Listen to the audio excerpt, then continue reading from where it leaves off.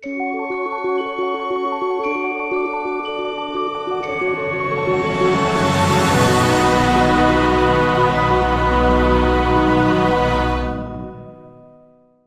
it's your boy Vontee, man. I'm back with another Baltimore Hoods vlog. In this episode, we're going to do something different. You know what I mean? We're going to do something different, right? So in this episode, we're going to get more in depth. We're going to get more in detail on a personal type of level, personal interview. We just did Park Heights, the Jenks area. That video is going crazy right now. They're going crazy right now for that interview. Lil Shorty right here to my right, he said a lot of inspirational things.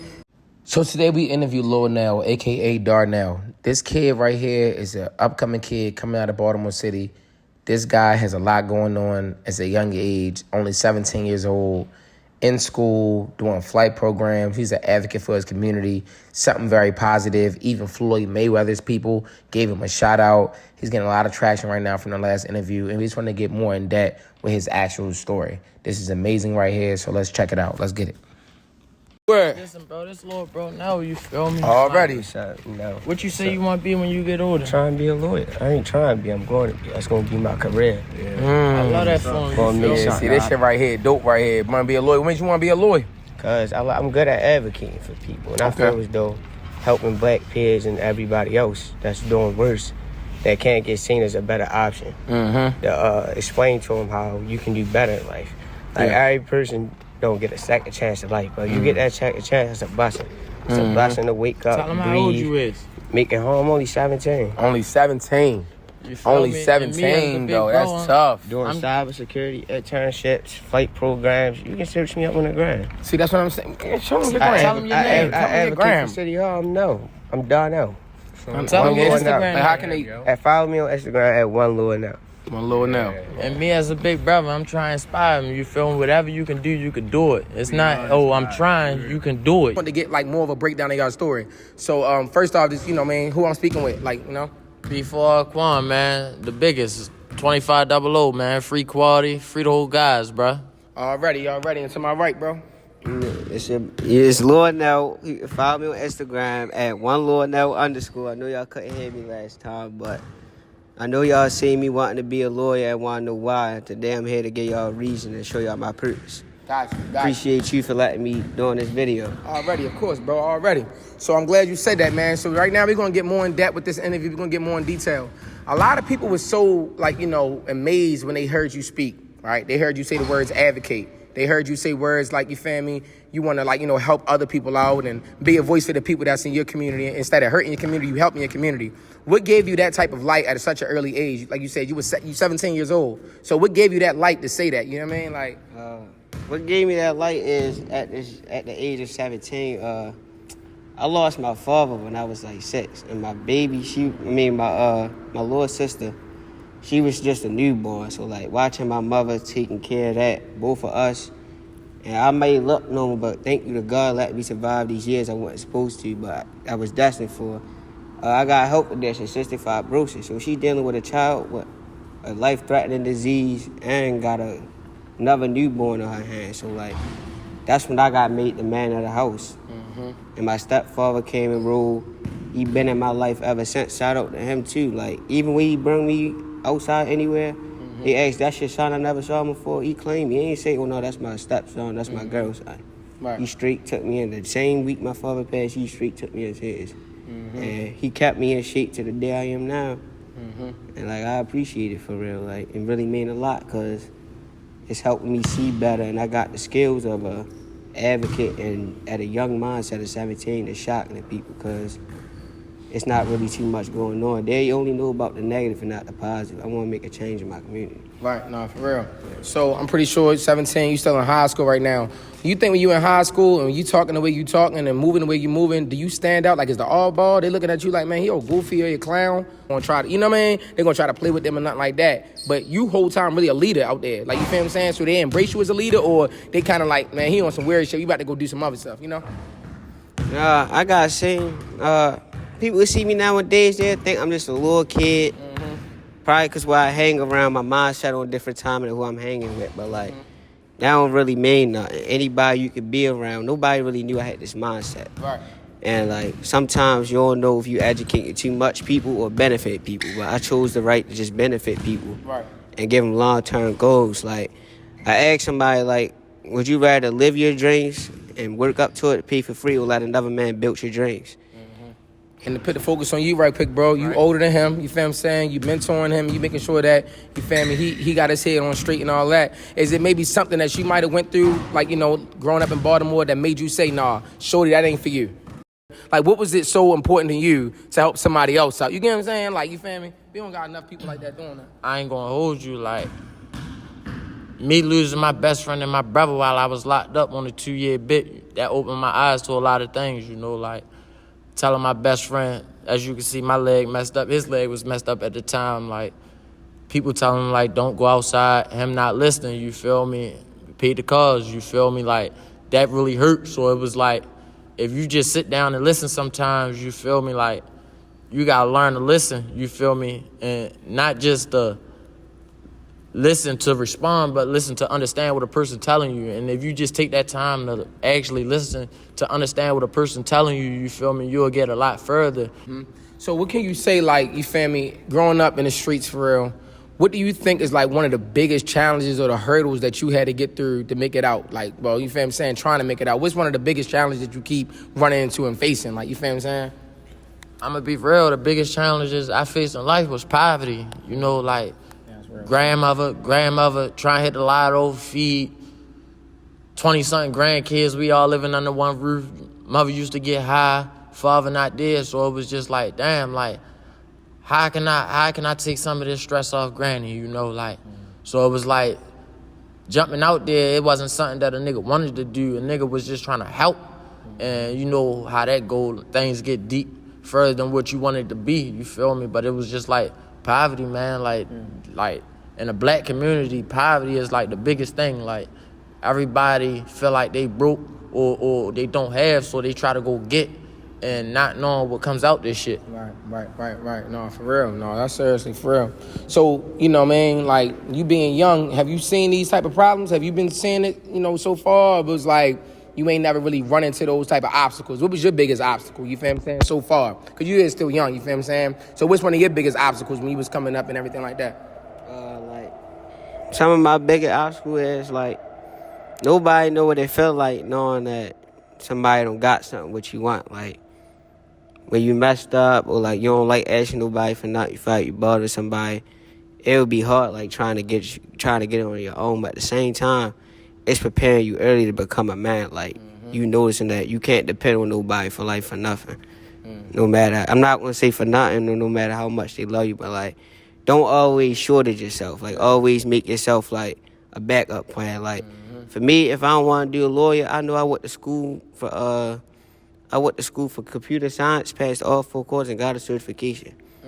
Like, passed with all A's the whole 4th quarter. So you gotta choose something to be in life and keep going. It's gonna get hard. It's gonna have dark days. Your mental may be messed up, all types of ways, but at the end of the day, you gotta stay strong and better days coming. Like, a lot of people back at home, you know what I mean? Like, we already, you know, noticed that a lot of people that's not even in the streets, they want to just be from the streets. A lot of people would just want to be hood. They want to be, you know, in the trenches and shit like that. They think it look cool because it's glorified in the music and lyrics and all of that. But I'm asking a real serious question. In the streets, do y'all have a real exit plan? Like, is it an escape route? Like, is it like, okay, am I going to literally, like, what am I going to do? Like, how long is this going to last me? Like, what is the way out, though? Like, you feel me? How long do y'all? Honestly speaking, like being in the streets, you might have a mindset. Like, I remember at one point in time, like, my grandmother was sick. My mother was fighting cancer. So it's like, I was looking at it like, all right, mama needs $70,000 for her surgery. So all my brothers and sisters, we gonna do this to get that. But at the same time, like, being in the streets, you always gonna have a setback, like, always. So it's like, it's always gonna be like, all right, I'm gonna stop here. But then you got a setback that, and you go further than what, and before you know it, it's like, you deeper than what you intended to be, you feel me? So it's just like, damn, like, I had this in mind, and then before you know it, a lot of people get addicted to the shit for real. So it's like, even when you try to turn that leaf over, it's like, damn, like, you still got a hand in the streets for real. Right. So it just be like, because you know what you're capable of doing in the streets. So it's like, even if you go a more positive route, it's like, damn, like, I know I can get this off of that, so I'm going to set these foot soldiers over here, do that for me, you feel me? But it's just like, the streets is fucked up, you feel me? It's just like, it's always going to have a stronghold on you, like, no matter how much you try to get out, no matter what you try to do, like, that shit, like, really like a disease, like, the streets really like cancer for real. Like. Yeah. And that goes to my next question. So is there any amount of money someone can give y'all to say, yo, I'm going to give you this much money, I don't want to see you on the block again. I don't want to see you on the streets again. I give you this much money, don't do it. How much is that urge to say, bro, I ain't gonna lie, he did give me that bread, but the guys talking, you know what I mean? I gotta go back over there. So is there any amount of money or opportunity that somebody can give you to be like, you know what, I'm done. Y'all ain't gonna never see me again. Like, you feel me? Like, I ain't gonna even hold you, like, me being me with the mindset I had, like, if a guy was to offer me, like, 50, 100,000, like, I know, like, with the mindset I got with investing and things like that, I know I can turn that leaf over to say, man, fuck the streets. Because it's like, you can actually, if you put your mind to it, like, they say everybody a millionaire, you feel me? It's just about your mindset. Like, you got to bring it out. So it's just like, if a guy offer me 100,000 right now, I'm like, Quan, I don't even want to see you in the streets no more. Like, I'm going to look at him like, I appreciate that, you feel me? Like, I'm going to go on ahead, like, invest it how I'm supposed to, whereas though my money making money for me. Exactly. Whereas though, like, oh, all right, like, I ain't even got to do this no more, because at the end of the day, like, deep in my heart, I know what I done, what I done overcame, and it's like, I put that behind me, because it's like, it's really not worth it no more, because it's like, damn, like, why would I sit up here, risk my life, police, niggas on a block, and nigga making $1,000 or whatever the case may be amongst each other, and it's just like, damn, like, you making $1,000 on the block, risking all this, but it's like, I can go to sleep and guarantee the band just off of this. So it's like, it's less of a risk, you feel me? So it's, yeah, like. Okay. That's a bet. And, you know, back to you for real. So with you being 17, you in the 12th grade right now, I'm assuming? I'm in 11th. You in 11th, ready to go. Okay, so you ready to be a grown man, yo. You know what I mean? You ready to be a grown-ass man now, bro. Like, you that age is coming, bro. Like, you feel me? Adulthood is right there. So, you feel me? You was just a freshman. You see how quick, you know, it flew fast, right? So, when she about to be an adult now, it's like, damn, do you feel like any more pressure, or do you feel like I really can't play? Like, how do you feel? Like, you about to be a grown adult now, you feel me? Like, graduation next year, you feel me? Like, as an adult, though, you ready? Like basically, like what you just said. Like, I already had this mindset, so I know I got a lot of people depending on me and that need me. So, like, basically, like, I know I can't give up. If I give up, it's like, or if I give up, mess up, everybody falls short. Right. It's like God chose me for a reason, and like this is the time to like make a difference and like show why you need to choose a good path to be on. Like, if you ask somebody if they want a job or career, some people will probably be stuck. I ain't gonna hold you. Some people do go through traumatizing events where they don't know what they want to do in life. Like, So do you feel like you were able to be a kid? It sounds like you was an adult at like 6. No, Was really. you ever able to actually be a kid? Like, just chill, like, just, you know, go to school, come home, play the game, go to the basketball. Was you able to live like that? Yeah, I was able to do that. And like, it's like good multitasking. Like, basically, I can do everything I need first before I get to go outside and play, or if I get to go outside and do this and that. Like, sometimes outside ain't worth it. Like, if something ain't going your way, that's God letting you know it ain't for you, or it ain't meant to be. Like, once you really notice your future and find your purpose, and you stay on that path, have people leaning on you in your circle, you really going to see, like, yeah, you got something to be, people that see potential on you. Like, shout out to you, Quan. I ain't even hold you. Honestly, I wasn't going to hop in that video. Like, he told me, he randomly walked past. He like, hey, little bro, where your head at? I said, I know I'd be outside, but my head in a good mindset. He like, for real, what you want to do? I said, lawyer. Vontee straight come over with the camera. He ain't even had to do that. We was supposed to dip. Next thing you know, he straight told me, let my voice be heard. Like, to all the people that's watching this, like, I really want to accomplish my dreams. I don't want to just say this all on camera and then slack, like, dang, shorty got all that fame, then started going sidetracked. Like, I will post right now, like, if you see me slacking or messing up any area or something I can do better, let me know. Like, I'm not no hard-headed kid. It's like, I already know that. Like, hearing that different perspective, I be like, dang, I didn't even think about that. Now I got more people caring for me, DM me. Like, shout out to everybody that's watching the video. Everybody's taking place today. So before I go to the next question, I want you to kind of, continue on that one. So like you said, after that video, it, went viral. A lot of people, seen that clip. Yeah. What did that put you in the mind frame now? Like when you seen that blowing up like that, did it put more pressure on you? Like, are you, like, did it seem like, all right, I gotta really focus now because there's a lot of pressure on me now. Like, niggas, like, people looking now. So that pressure was on you. You felt it. Yeah, it definitely. I ain't really hold you. I got the phone call. I was waking up. I was in the hospital recovering. I was having upper GI respiratory problems. So when I got the call, I was recovering. But then I woke up. Everybody called me like, yo, you just went famous. I called Quan. I'm like, hey, bro, I'm ready to cry, bro. He's like, man, let them tears go. I said, you sure? He said, let them go.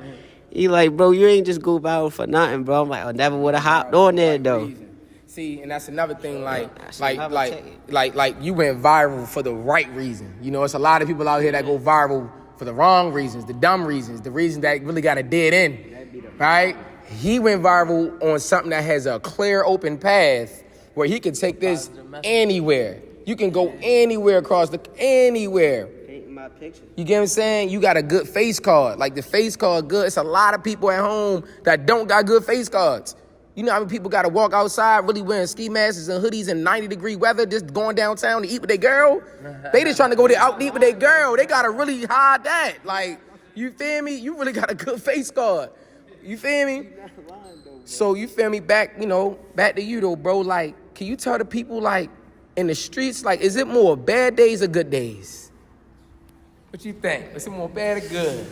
Is it more bad or good? I'm going to be honest, like, They need to know. Bad or good, you're going to have more bad days than good days, honestly speaking, because it's like, when you out here in the streets, like, only thing that you going to consider good is your quota of what you made that day, like, but for the most part, like, you ain't really satisfied till you cross that threshold to go back home. You feel me? Because it's like, that's the only time you really at peace. Like, when you out here in the streets, like, you don't really get time to yourself.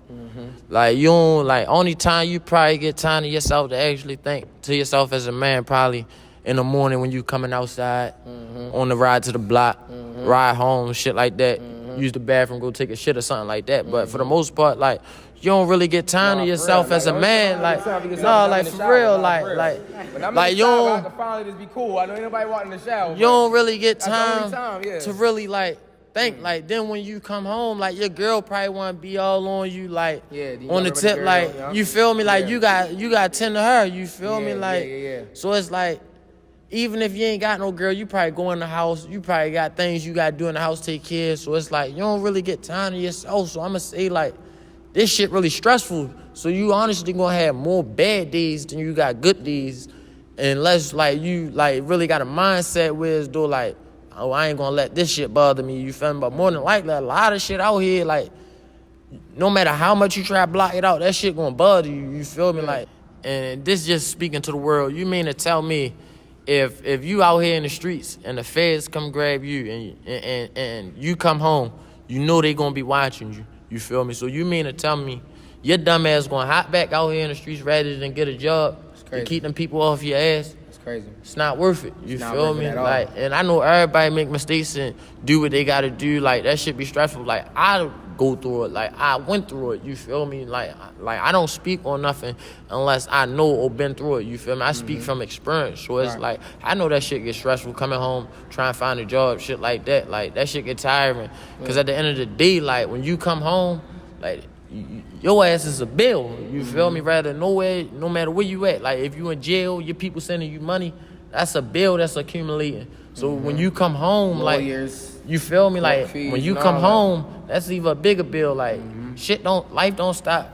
Gas and electric, you want to watch TV when you want to sit in the house, like, your people going to put the pressure on you. Like, man, like, you got to get a job. Like, I remember my father telling me, like, you ain't got a job in 60 days, you got to go. You feel me? But at some point of time, like, you really got to put the effort to really want to do better. You feel me? Because it's really not worth it. Right. And speaking of doing better, feel me? Speaking of doing better, like, you feel me? Like, you feel me? So, you know, before we wrap up this interview and all of that, man, first, I just want to, like, let people understand, like, you know, if you're not from Baltimore, it's similar to a lot of different cities out there, though. Like, as far as crime, poverty, violence, row houses, you can, anything you dealing with, it might be people watching this in any city across the country, all right? This shit is just like, it's hard. It's hard to growing up here, I ain't gonna lie. You feel what I'm saying? So when Shorty said that message, definitely in the area that he was at, that area right here, we in Park Heights. You know, he's saying this in one of the most dangerous areas in the city, right? For you to have that mindset, bro, at the age of 17, you really probably I know you inspired a lot of people your age, bro. Like, your age, older. Like, this motherfucker's, you know, my age and older. Like, damn, who the hell? So he said, what? Shit, like, you know, type shit like that. 17 speaking like a 37-year-old. 17 speaking like a 37-year-old. You feel what I'm saying? Way ahead of your time, you feel what I'm saying? So all the flowers that you getting right now, all the blogs posting you and the celebrities and all of that, bro, that shit is just deserved, bro. Like, that shit is just a part of your journey. Like, that's just bound to happen, you feel me? So it's like, I definitely want to give a shout out to you, and a shout out to the whole Park Heights area for letting me even just go around there and speak to y'all for real, you feel what I'm saying? So, like, We got to get bro on here. Oh, yeah, for sure. Steve. You know, being 17, though, but I know you still got to do something for fun, bro. What do you do for fun? Other than, you know, doing what you're doing, I know you got to do something from basketball, you know, you just chill. You ride bikes. Like, what do you... I ain't really hold you. On the weekends, bro. What you know? On the weekend. All right, you want to know what I do every day? Like 7 times out of a week. Okay, you can give me a whole 7 day, yeah. I ain't really hold you. I do the same thing I'm doing now, just motivate people. Like, I don't know if I could call somebody right now. I could call somebody right now, add them to a call. They will literally tell you, we don't just be hanging around each other. I'll pull them to the side one by one. And they'll come back to me like, thank you, bro. I ain't even know that. Like, when I posted that helicopter stuff and the flight program, yeah, that was tough. They was like, bro, I ain't even know you do all that. You be around here. I be like, everybody don't know nothing till you show it. Like, I ain't get to show it till I got on here, but a lot of people knew of me, knew who I was, and knew my future. Like, I done did documentaries for a program called Concentric that's viewed. They a partnership with schools. Like, they help out people, like, failing or, like, a little bit struggling behind. Like, that's not my first time really advocating or really standing up, showing for something different. Like, and earlier you every day. Yeah. Oh, yeah, my bad. Oh, the program, the community law action. Shout out Mr. Rashad and Tyler. Thank y'all, because I ain't real. I was just getting A's whole freshman year. First job, youth works. Community law action. I'm thinking it's a law school. We go there, so, you know, I'm dressed like a lawyer and everything. So, khakis, button up, tie. Yeah, I go there. Everybody else ain't even got khakis on. I'm like, God telling me be different. I go in there, ask us, like, what's your purpose? What you want to do? I was going to City Hall and multiple other things. I was D.C. and Annapolis, learning how to advocate, getting new opportunities. That's what made me to start advocating and pushing for myself. Like, I want to help the change and, like, better the community. We're going to make a change. We're not going to say we're going to help it, but we're going to make a difference and paint the picture and live it together. And I ain't going to forget about the hood either, because y'all the one who got me in the video. And just because people say a name, we got people we got leaders. From the older people, the younger people, we got leaders. And everybody in my circle, I promise y'all we going to win. You got my words. You see me slacking or getting sidetracked, step up, lane me over, whatever, give me a phone call, let me know. And I'll get back on my time. And I ain't going to forget about nobody. We going to make a good future and better our life. And thank you again for this opportunity. You already know, bro. And, you know, that's how we going to finish it, bro. Any last words for the interview? Because I definitely want to talk to the dude that own the gym. This gym right here, bro, this is a black-owned gym, man. Black-owned gym. They doing their thing, renovated. This shit look nice. I'm trying to tell you, look at this. You got the Fresh Prince. You got the Space Jam, Kobe on the wall. I'm going to get more of the B-rolls and all that because I definitely want to talk to them. But before we get out of here, bro, any last words? Anybody watching? Man, I just want to say appreciate Vontee for giving me the opportunity to speak with him. Shout out to little bro. You know, I'm standing by him 100%. You know, like I stay on his ass. Like, just being as though, like, I see the potential in him. You know, like, I want to see him doing better. Like, so it's like I gotta keep him here, like, up under the wing. Like, not even on no sonning, no little bro, no big eyes or little U's. Like, you know bigger than I am. I'm no littler than you are, you know. Like, so it's just, like, with the mindset that I have and been through this shit, seen it, like, I push him away from this shit. So it's just, like, me just wanting to see him do it better. Like, the ones you love, you know, you gotta keep closer to, you know, like, and it's, like, being as though the losses I took, like, I gotta see him doing better. I want to see him doing better. I know he gonna do better, and I know he gonna get there. So it's just like, as a big bro, like Quan, speaking to Nell, you feel me? Like, I'm pushing you to do better. You feel me? Like, Legendary. yeah, like, and this ain't no allegedly. You know, like, this facts. Like, I know we said a lot of allegedly last video, you know, but yeah, like, this all facts. You know, shout out to the ones that's looking. And I gotta give a special shout out to my sister Tamir, you know, like she stay on my back, you know, like when I'm slacking, like my brother Quality, like, yeah, like they the ones that I got the game from, you know, like being as though my mother got high, father wasn't there. It's like, shout out to them, like much love and respect, like even to this day, like if I fell short of something, I know she gonna tell me, she gonna let me know, like, she ain't just like a sister. She like a mother, like a brother, like my all-in-one. So it's just like us getting to the top. Like, I got to bring the ones that supported me with me, you know, like. Sure. And like I say, like, we all in this together. We gonna win, you feel me? I got your back, you got mine. Before we wrap the interview up, I definitely want to give a shout out to Court Steppers right here. As you can see, beautiful gym right here for the community. First and foremost, bro, what's your name, bro? Davon.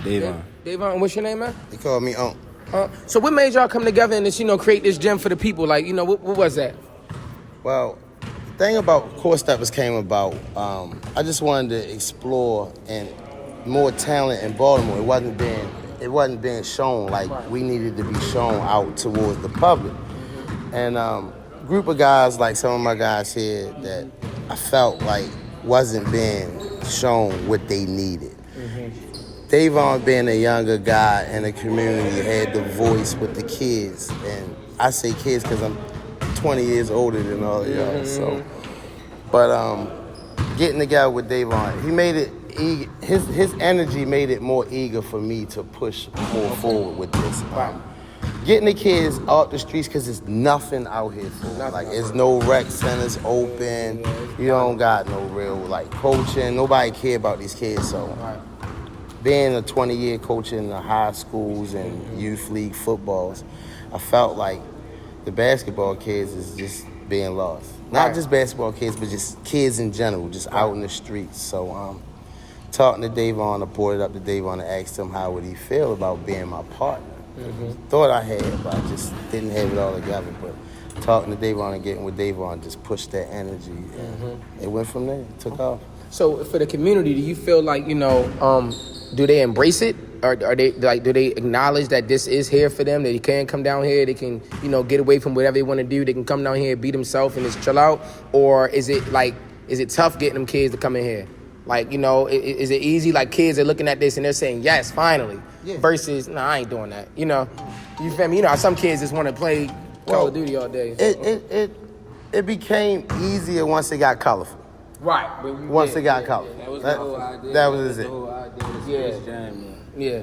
That was the whole idea of the Space Jam, the cartoon characters, just all the youth. That's everything, you feel me? Just to get the kids more motivation to see something, lightning, you feel me? Don't nobody want to come in over. Before, it was just orange and white. The bottom was orange, as you can see, like orange. Yeah, right there. And then the top was white. So it was real plain. It would have been hard to bring kids in, so we made it fun. We give away snacks. We give away rewards. We do King of the Court, $50. Just a lot of good shit, man. It's easy to bring the kids in. Yeah. So, Like, as far as, like, any type of, like, is it, like, when y'all got the kids in here, you know how kids are very competitive. They might want to, you know, get to fighting or scrapping, or they might have a type of difficulty. How do y'all deal with that with the kids? Like, you know, things like that. You know how kids get. They might, no, you know. Well, positivity is not just promoted, but it's only tolerated. So we're not giving you an option to come in the gym with your negativity. We choose this is your place of work, your place of fun, your safe haven. So the negativity we leave outside. If kids come in with an attitude, we're just gonna run them. Just gonna run them until they get tired. What I say is, like, the answer what he just said, I love passion, you feel me? I'm real passionate about winning, being competitive, just competing, period. So if I see some kids, like, ready to go at it, I like it, you feel me? Check up, one-on-one, you feel me? Whoever lose, run laps, shit like that. I make it real interesting, bro. Like, you definitely gotta come through and check it out. We do kids practice grades 6 through 8, Monday through Wednesday, 5:30 to 8. Every Monday through Wednesday. Baby steps. Okay. Yeah, man. Just want to, you know, talk to y'all, see more envision of, you know, why y'all did this, because this right here is dope. We need more of this. I wish the city would embrace more of the positive that we do have right here in Baltimore. You know what I mean? Just wanted to, you know, give a spotlight on that, man. I definitely appreciate y'all, you know what I mean, coming through the gym, things like that. We're going to get into more. Thank you, brother. Appreciate that. Appreciate that. Shot before you leave, though, bro. I mean, I made so many of them. I mean, You really my. Look at this nigga. Corner shot. Get the angle, bro. One more. Your foot was on the line. There you go. all night. There you go. Yeah. Give me some love. Give me some motherfucking love. Make sure you like, you comment, and you subscribe. You already know what it is. It's another Baltimore Hood vlog. Send it to everybody. 100,000, man. Let's get it. Core steppers, make sure this get 100,000 like, comment, subscribe. I'll see y'all next time, man. Let's get it. Shit.